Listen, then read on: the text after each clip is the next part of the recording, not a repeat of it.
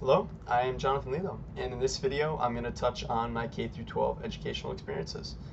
So I'm from a small town within Michigan called Freeland, and it's a predominantly white rural town. So it was a small school district, so I think I graduated with 135 kids. But given that we were small and predominantly white, there was a lack of diversity in my school. I wasn't afforded the opportunity to learn about different cultures and gain different perspectives on most of my material that I was taught.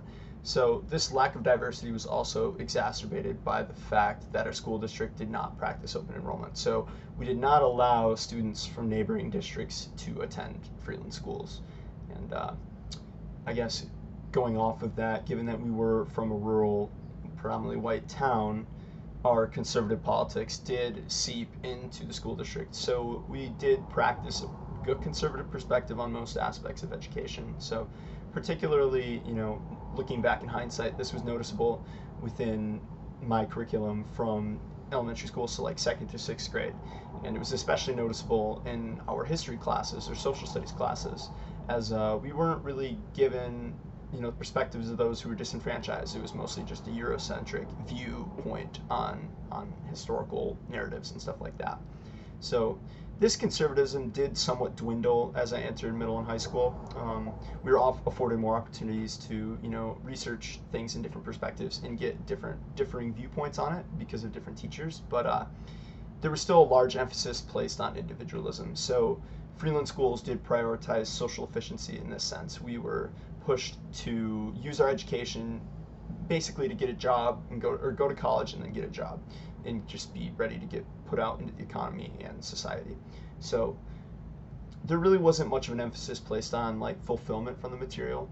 We were mostly just like, given the information, all right, go get a good grade and you'll do fine, you'll be good, whatever, okay.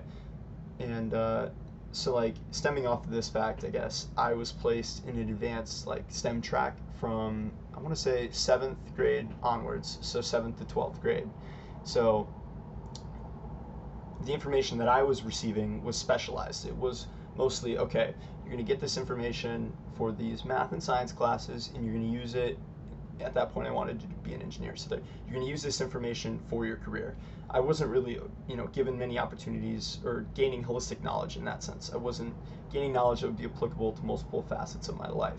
So in hindsight, looking back on this, it's shocking that I didn't really learn much about the interdependence between humans and the environment during this period of schooling. So my STEM classes didn't emphasize the ways in which humans affect the environment and the ways in which we are all connected in this sort of community. And this is something I wish could have changed. Also going back to this tracking phase, I really wasn't afforded much variability within, especially high school, and changing my schedule. I pretty much had to take the advanced math and science class, whether it be biology or chemistry.